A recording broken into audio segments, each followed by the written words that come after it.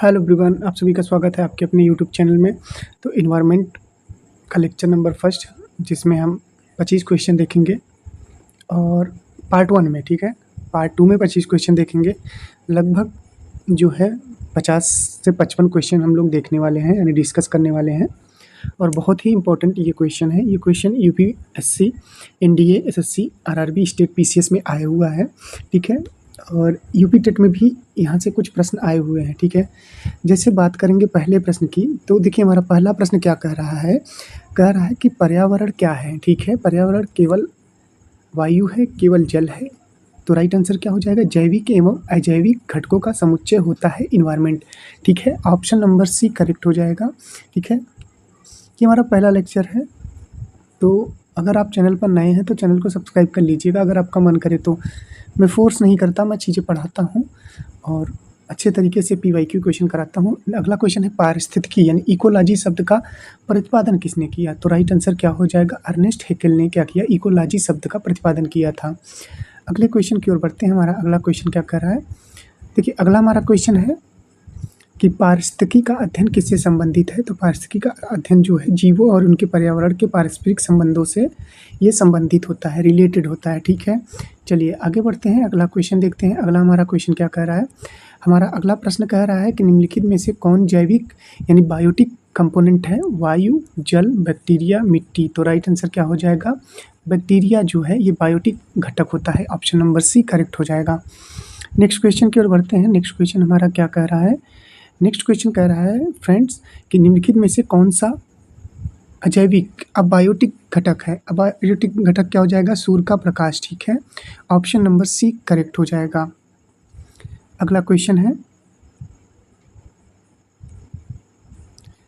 Ecosystem शब्द किसने दिया, यानी पारिस्थितिकी तंत्र जो शब्द है वो किसने दिया। Tansley, Haeckel, Darwin, Odum. तो राइट आंसर क्या हो जाएगा, टेंसले ने दिया, ठीक है। ये आपको याद रखना है, बहुत ही इंपॉर्टेंट क्वेश्चन है, आपके लिए लाया गया है। अगला क्वेश्चन है पारिस्थितिकी तंत्र का मुख्य ऊर्जा सोर्स क्या है।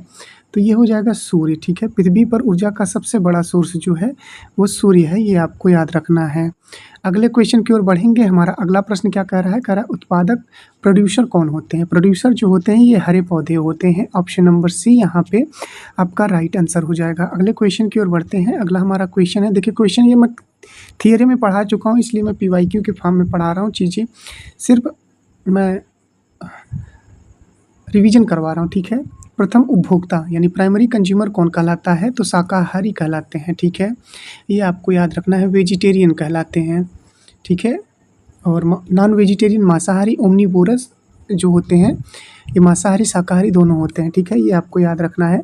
अगले क्वेश्चन की ओर बढ़ेंगे। अगला क्वेश्चन है हमारा कि द्वितीयक उपभोक्ता यानी सेकेंडरी कंज्यूमर सामान्यतः कौन होता है। तो ये मांसाहारी होते हैं। ऑप्शन नंबर सी यहाँ पे राइट आंसर हो जाएगा।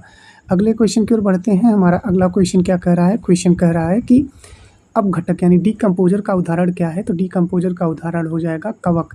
कवक किसमें अध्ययन किया जाता है, तो ये माइकोलॉजी में इसका अध्ययन किया जाता है, कवक का माइकोलॉजी में, ठीक है। माइकोलॉजी में हम कवक का अध्ययन करते हैं, ये आपको याद रखना है। और शैवालों का अध्ययन फाइकोलॉजी कहलाता है, ये भी आपको याद रखना है फ्रेंड्स। अगले क्वेश्चन की ओर बढ़ते हैं। हमारा अगला क्वेश्चन क्या कह रहा है, ध्यान से प्रश्नों को पढ़ेंगे। प्रश्न है कि खाद्य श्रृंखला यानी फूड चेन में ऊर्जा का प्रवाह होता है तो केवल एक डायरेक्शन में होता है। फूड का जो प्रवाह होता है, फूड चेन का ऊर्जा का प्रवाह किस में होता है, ओनली वन डायरेक्शन, ठीक है। ऑप्शन नंबर बी करेक्ट हो जाएगा। हम अगले क्वेश्चन की ओर बढ़ते हैं। हमारा अगला क्वेश्चन यानी 13 नंबर है, खाद्य जल क्या है। खाद्य जल कई खाद्य श्रृंखलाओं का जाल होता है। ऑप्शन नंबर बी आपका राइट आंसर हो जाएगा, ऑप्शन नंबर बी। आगे बढ़ते हैं, अगला क्वेश्चन देखते हैं। अगला क्वेश्चन क्या कह रहा है, ध्यान से क्वेश्चन को देखेंगे। 10% ऊर्जा नियम किसने दिया था। 10% ऊर्जा नियम किसने दिया था, तो ये लिंडेमैन ने दिया था, यानी लिंडमैन ने दिया था, ठीक है। ये आपको याद रखना है। अगले क्वेश्चन की ओर बढ़ते हैं, यानी 15 नंबर क्वेश्चन क्या कह रहा है, कह रहा है कि पारिस्थितिकी पिरामिड यानी इकोलॉजिकल पिरामिड की अवधारणा किसने दी थी? तो एल्टन ने दी थी, ठीक है। इकोसिस्टम किसने दिया? टेंसले ने दिया। ये आपको याद रखना है। सारी चीज़ें बहुत ही इंपॉर्टेंट होने वाली हैं आपके एग्जाम ओरिएंटेड। ये सारे पीवाईक्यू मैं लाया हुआ हूँ। ऊर्जा पिरामिड सदैव होता है, तो ऊर्जा पिरामिड सदैव सीधा होता है, ठीक है। ऊर्जा पिरामिड सदैव सीधा होता है, आपको याद रखना है। अगला क्वेश्चन है, देखिए पृथ्वी के सबसे नज़दीक यानी सबसे बाहरी जो परत होती है वो क्षोभ मंडल होती है। सभी मौसमी घटनाएं क्षोभ मंडल में होती है। ओजोन परत जो होता है ये समताप मंडल में स्थित होता है, ये आपको याद रखना है। ओजोन परत जो होती है सूर्य से आने वाली घातक पराबैंगनी किरणें जो यूवी लाइट होती है, अल्ट्रावायलेट रे, उससे हमारे शरीर की रक्षा करती हैं।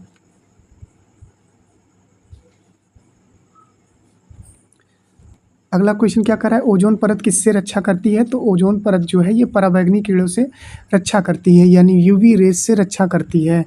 अगला क्वेश्चन है, ओजोन परत का मुख्य कारण क्या है? तो ओजोन परत का मुख्य कारण कार्बन डाइऑक्साइड ये तो नहीं है, O2 भी नहीं है, O2 तो प्राणवायु होती, नाइट्रोजन भी नहीं है, तो CFC इसका करेक्ट आंसर हो जाएगा। क्लोरोफ्लोरोकार्बन यानी CF2 Cl2 CF2 Cl2।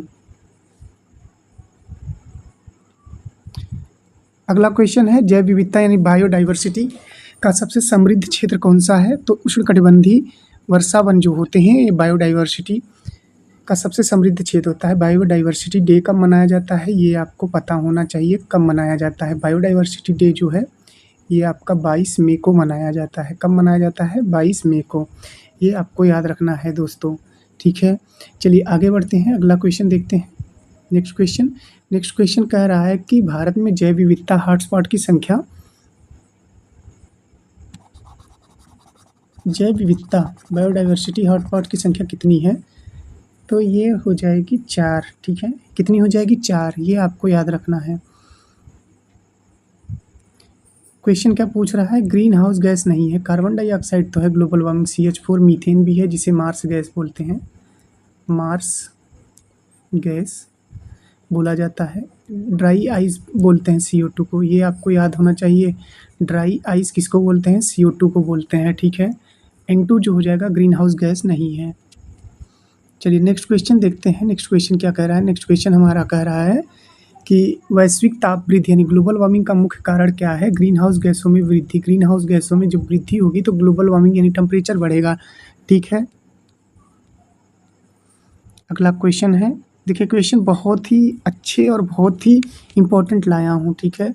अम्लीय वर्षा का मुख्य कारण क्या होता है? अम्लीय वर्षा, देखिए अम्लीय वर्षा का जो pH मान होता है वो 5.5 के नीचे रहेगा तो वो अम्लीय कहलाएगा, ठीक है, यानी अम्लीय वर्षा कहलाएगा। इस CO2 जो होती है कार्बन डाइऑक्साइड, CO2 कह रहे हैं, CO2 जो होती है ये आपकी ड्राई आइस में आती है, ठीक है। ये आपको याद रखना है। ड्राई आइस किसको कहते हैं? CO2 को कहते हैं। SO2 और NO2 जो है ये आपकी क्या होती है? SO2 यानी सल्फर डाइऑक्साइड और नाइट्रोजन डाइऑक्साइड जो होती है अम्लीय वर्षा का मुख्य कारण होती है। तो ऑप्शन नंबर बी यहाँ पे करेक्ट हो जाएगा, ठीक है। दोस्तों अगले क्वेश्चन की ओर बढ़ते हैं। अगला हमारा क्वेश्चन क्या कह रहा है? इंपॉर्टेंट क्वेश्चन है कि विश्व पर्यावरण दिवस कब मनाया जाता है? 5 जून को मनाया जाता है। ये अप्रैल में जो है ना पृथ्वी दिवस मनाया जाता है 22 अप्रैल को, ठीक है। 16 सितंबर को मनाया जाता है ओजोन डे। कौन सा डे मनाया जाता है? Ozone day. 2 फरवरी को मनाया जाता है वेटलैंड डे, वेटलैंड डे। ये आपको याद रखना है। आगे बढ़ते हैं, अगले क्वेश्चन की ओर बढ़ते हैं। अगला हमारा क्वेश्चन क्या कह रहा है? ध्यान से देखेंगे। क्वेश्चन कह रहा है IUCN का मुख्यालय कहाँ स्थित है? तो ये है आपका ग्लैंड, स्विट्जरलैंड में, ठीक है।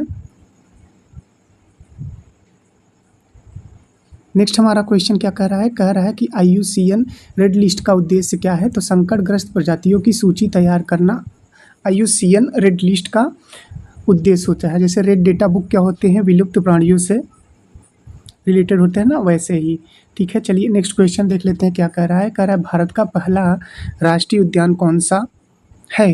तो ये हो जाएगा जिम कॉर्बेट राष्ट्रीय उद्यान जो कि उत्तराखंड में है। काजीरंगा कहाँ है? काजीरंगा आपका असम में पड़ता है, ये आपको याद रखना है।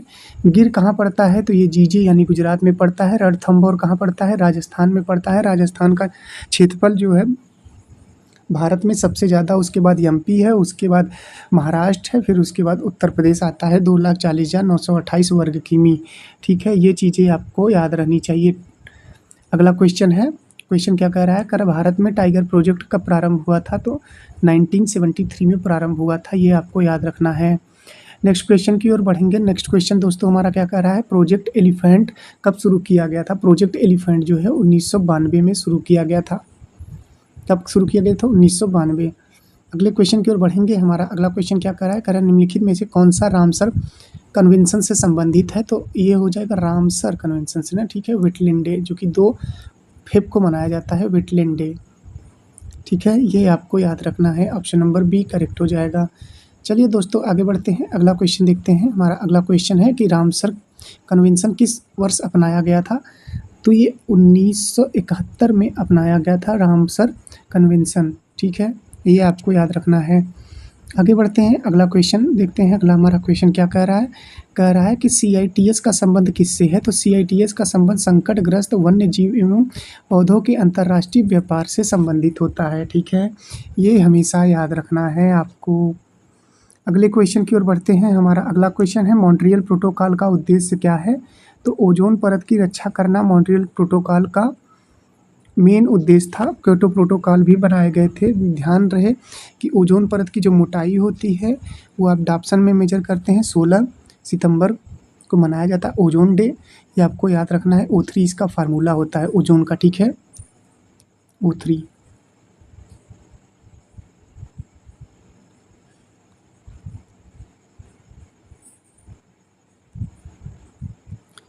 अगले प्रश्न की ओर बढ़ेंगे। क्योटो प्रोटोकॉल का मुख्य रूप से किससे संबंधित है, तो ये क्योटो प्रोटोकॉल जो है ग्रीन हाउस गैसों में कमी से संबंधित है। ठीक है, मॉन्ट्रियल हमने पढ़ा कि ओजोन परत बचाने से है। क्योटो क्या है, क्योटो है आपका ग्रीन हाउस गैसों में कमी लाना। ठीक है, ग्रीन हाउस गैसों कमी आएगी तो ग्लोबल वार्मिंग में कमी आएगी। ठीक है, जो वैश्विक तापमान बढ़ रहा है डे बाई डे यानी ईयर बाई ईयर, वो कम हो जाएगा। ठीक है, अगर हम ग्रीन हाउस गैसों में कमी लाएंगे तो।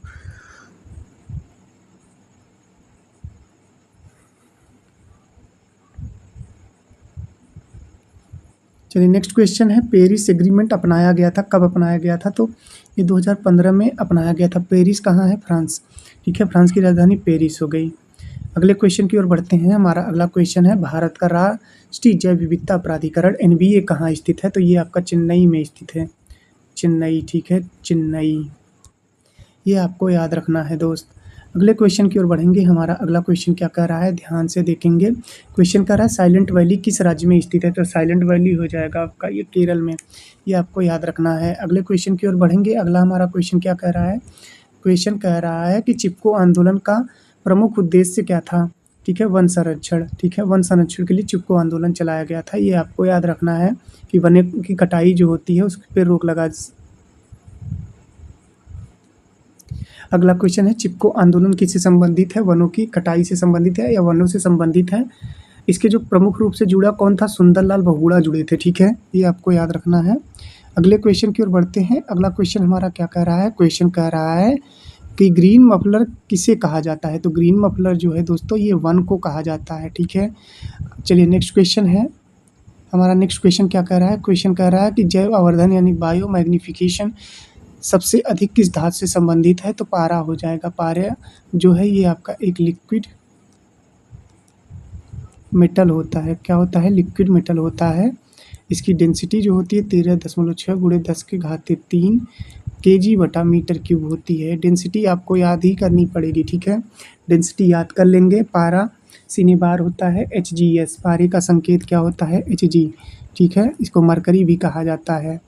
अगले क्वेश्चन की ओर बढ़ेंगे। अगला क्वेश्चन है 43 नंबर। 43 नंबर क्वेश्चन क्या कहता है, मीनामाटा रोग किस कारण होता है, तो मीनामाटा रोग पारे के कारण होता है यानी Hg के कारण होता है, मरकरी के कारण होता है। इटाई रोग किसके कारण होता है, इटाई रोग जो है ये कैडमियम के कारण होता है। ऑप्शन नंबर ए यहाँ पे करेक्ट हो जाएगा। ठीक है, सारी चीज़ें आपको डीप में मिलेंगी, सारी चीज़ें आई हुई हैं, ये चीज़ें मैं आपको पढ़ा रहा हूँ। अगला क्वेश्चन है, ब्लैक फुट रोग किसके कारण होता है, तो ये आर्सेनिक के कारण होता है ब्लैक फुट रोग। ठीक, चलिए 46 नंबर क्वेश्चन देखते हैं। 46 नंबर क्वेश्चन क्या कह रहा है, कह रहा है कि जैव विविधता अधिनियम भारत में कब लागू हुआ, तो ये 2002 में लागू हुआ, ठीक है। ऑप्शन नंबर सी करेक्ट हो जाएगा, ऑप्शन नंबर सी। चलिए 47 नंबर क्वेश्चन देखते हैं अब क्या कह रहा है। 47 नंबर क्वेश्चन कह रहा है कि भारत में बायोस्फीयर रिजर्व की अवधारणा किस कार्यक्रम से संबंधित है? तो ये हो जाएगा यूनेस्को। यूनेस्को का मुख्यालय कहाँ है? पेरिस, फ्रांस में, ठीक है। यानी मैन एंड बायोस्फीयर हो जाएगा, ठीक। ये चीज़ें आपको पता होनी चाहिए। अगले क्वेश्चन की ओर बढ़ेंगे। 48 नंबर क्वेश्चन कह रहा है निम्नलिखित में से कौन सी ग्रीन हाउस गैस नहीं है? ग्रीन हाउस गैस नाइट्रोजन नहीं है, नाइट्रस ऑक्साइड लाफिंग गैस है, ये ग्रीन हाउस में आती है, ठीक है। चलिए अगला क्वेश्चन देखते हैं। अगला क्वेश्चन क्या कर रहा है? बहुत ही सिंपल क्वेश्चन है, पृथ्वी दिवस की बात कर रहा है। तो 22 अप्रैल को मनाया जाता है। 5 जून को विश्व पर्यावरण दिवस। ओजोन की जो मोटाई होती है वो डाप्सन में मेजर करते हैं। ओजोन दिवस है 16 सितंबर को मनाया जाता है। 2 फरवरी को विश्व आर्द्रता, ठीक है। और हमारा आज का लास्ट क्वेश्चन है, कह रहा है कि विश्व ओजोन दिवस कब मनाया जाता है? 16 सितंबर को मनाया जाता है। ये इम्पोर्टेंट है, ये आप लोग याद कर लीजिएगा कि ओजोन परत की मोटाई हम डाप्सन में मेजर करते हैं। इसके लिए मॉन्ट्रियल प्रोटोकॉल बनाया गया था, ठीक है। तो ये थे आपके इन्वायरमेंट के 50 मोस्ट इम्पॉर्टेंट क्वेश्चन।